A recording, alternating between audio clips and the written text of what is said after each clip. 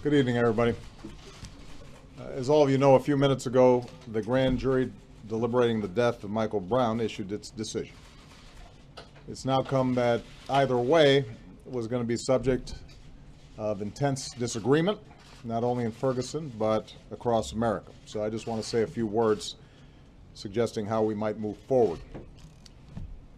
First and foremost, we are a nation built on the rule of law. And so we need to accept that this decision was the grand jury's to make. There are Americans who agree with it, and there are Americans who are deeply disappointed, even angry. It's an understandable reaction. But I join Michael's parents in asking anyone who protests this decision to do so peacefully.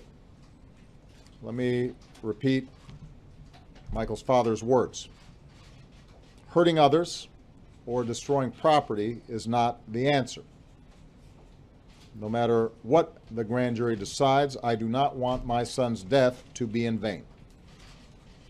I want it to lead to incredible change, positive change, change that makes the St. Louis region better for everyone.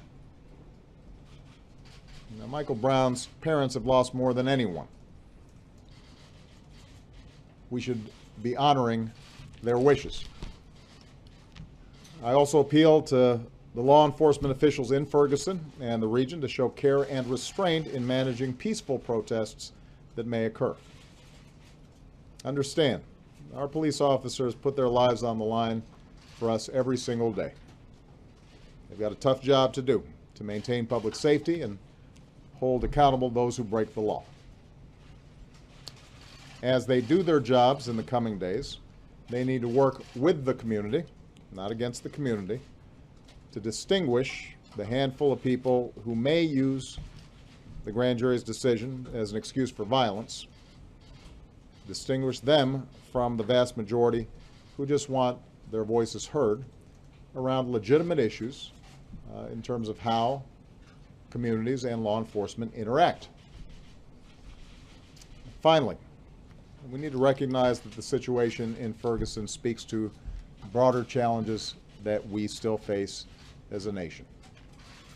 The fact is, in too many parts of this country, a deep distrust exists between law enforcement and communities of color. Some of this is the result of the legacy of racial discrimination in this country. And this is tragic because nobody needs good policing more than poor communities with higher crime rates. The good news is we know there are things we can do to help. And I've instructed Attorney General Holder to work with cities across the country to help build better relations between communities and law enforcement. That means working with law enforcement officials to make sure their ranks are representative of the communities they serve.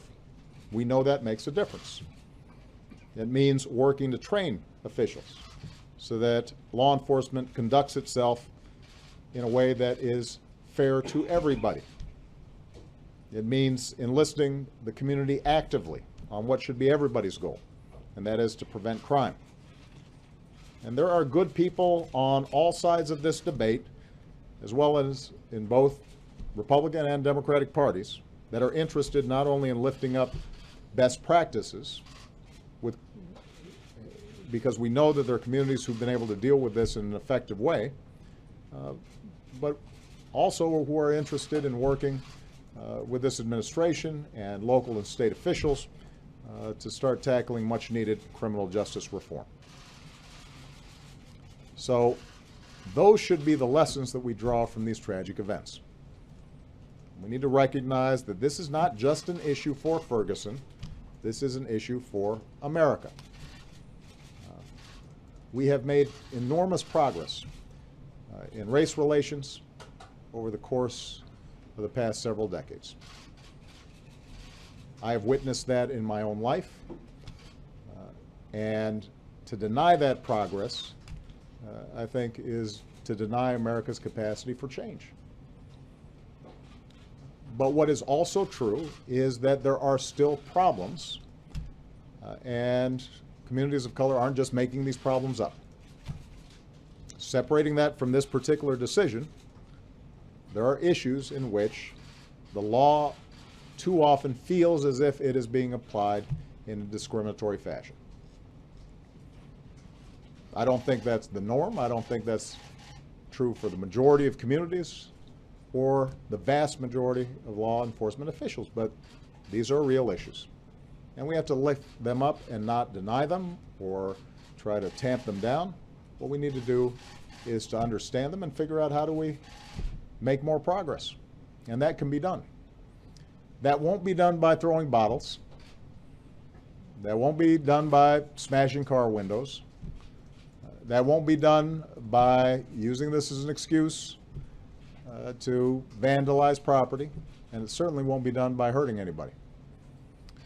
So to those in Ferguson, there are ways of channeling your concerns constructively, and there are ways of channeling your concerns destructively. Michael Brown's parents understand what it means to be constructive. The vast majority of peaceful protesters, they understand it as well. Those of you who are watching tonight understand that there's never an excuse for violence, particularly when there are a lot of people in goodwill out there who are willing to work on these issues. On the other hand, those who are only interested in focusing on the violence and just want the problem to go away need to recognize that we do have work to do here, and we shouldn't try to paper it over. Whenever we do that, the anger may momentarily subside, but over time it builds up, and America isn't everything that it could be. And I am confident that if we focus our attention on the problem and we look at what has happened in communities around the country effectively, then we can make progress not just in Ferguson, but in a lot of other cities and communities around the country. Okay? Mr. President, will you go to Ferguson when things settle down there? Well, let's take a look and see how things are going.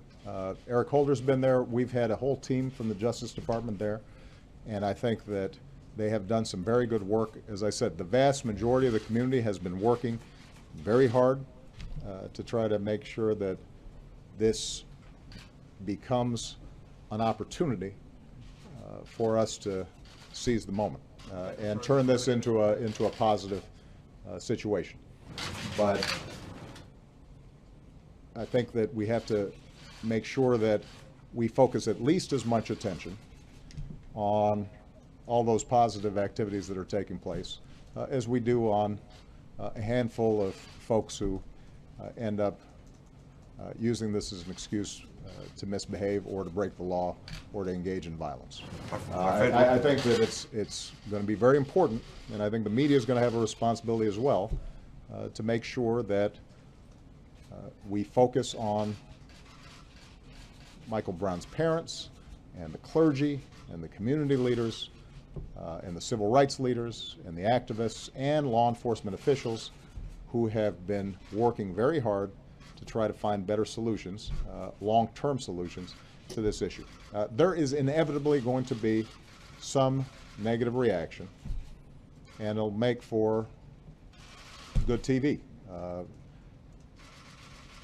But what we want to do is to make sure that we're also focusing on those who can offer the kind of real progress that we know is possible. That the vast majority of people in Ferguson, the St. Louis region, in Missouri, and around the country are looking for. And I want to be partners with those folks, and we need to lift up that kind of constructive dialogue that's taking place. All right? Does this mean no federal charges, Mr. President? Does this mean no federal charges?